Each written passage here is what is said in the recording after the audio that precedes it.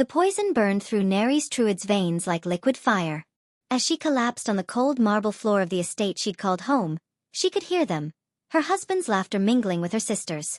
The family she'd trusted. The man she'd loved. "Finally," her sister whispered, stepping over her trembling body.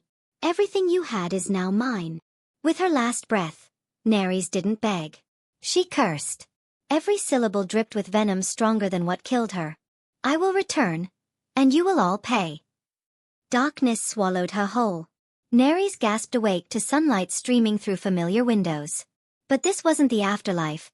This was her old dormitory at the academy. Her hands were young, unmarred by years of servitude. The calendar on her desk read 15 years in the past. Her first day at the academy. Again. A second chance. She touched her face, felt her racing heart. The memories of betrayal flooded back with crystal clarity. Every lie, every manipulation, every drop of poison they'd fed her over the years. Her family had used her, drained her inheritance, stolen her magical talents, and when she had nothing left to give, they'd disposed of her. But now she knew their playbook. Every move they'd make. Every trap they'd set. "Not this time," Nerys whispered to her reflection, her eyes hard as diamonds. "This time, I write my own story." The academy halls buzzed with the same faces. Nobles, scholars, future betrayers. There was her sister Marin, playing the sweet innocent. There was Cadale, the charming noble who would become her treacherous husband. "Nerys!" Marin called out, rushing toward her with practiced concern. "Are you nervous? Let me help you." "No need," Nerys interrupted smoothly, watching her sister's mask slip for just a moment. "I can manage on my own." She knew Marin's game. Today, she'd offer help.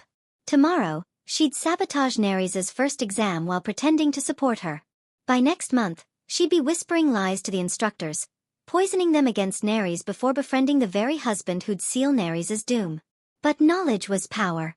And Nerys had 15 years of it. Over the following weeks, Nerys made her moves carefully. She avoided the accidental study group where Marin would steal her research. She declined tea with Cadale, seeing through his calculated charm. She invested her early inheritance in ventures she knew would succeed, building wealth her family couldn't touch. When her father demanded she share her allowance with Marin to keep family harmony, Nerys smiled sweetly and said, "Of course, father, but let's make it official with the family accountant present." Her father's face paled. In her first life, she'd given freely, never knowing they'd been embezzling from her accounts. Not anymore. The academy's midterm tournament arrived. A competition that would determine class rankings and future opportunities. In her first life, Nerys had mysteriously fallen ill the night before, her tea laced with a subtle poison. Marin had competed in her place, using Nerys's own strategies to win acclaim. This time, Nerys switched her cup with Marin's when no one was looking. The next morning, it was Marin who couldn't compete.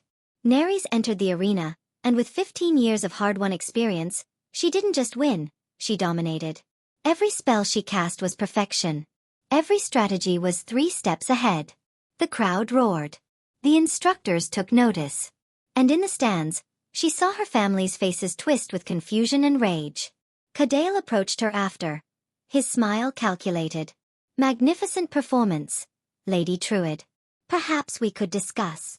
"I'm not interested," Nerys said flatly, walking past him without a second glance. She'd loved him once.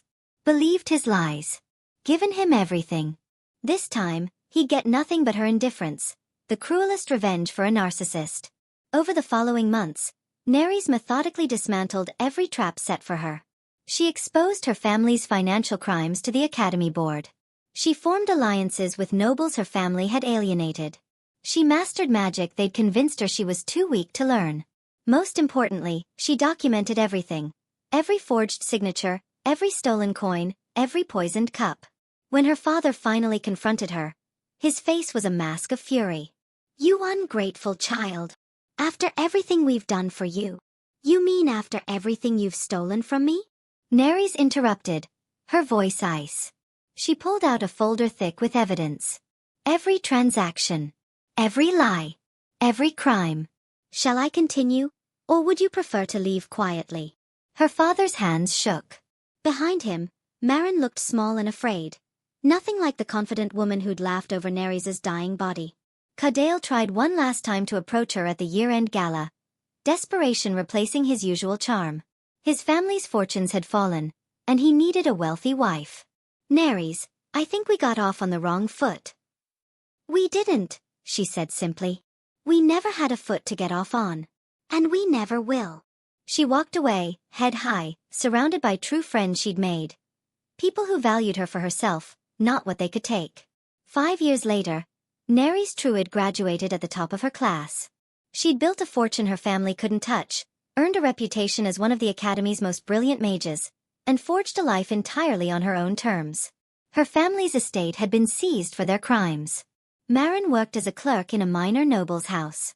Cadale had married a merchant's daughter and faded into obscurity. Nerys stood at the Academy's highest tower, watching the sunset paint the sky in gold and crimson. She'd done it. She'd rewritten her fate, reclaimed everything they'd stolen, and emerged not just victorious, but free. The curse she'd screamed with her dying breath had been fulfilled, not through dark magic, but through the simple devastating power of living well. To second chances, she whispered to the wind, a smile playing at her lips. And somewhere in the distance, thunder rumbled like applause. The end. Sometimes revenge isn't about destruction. It's about becoming everything they tried to prevent you from being.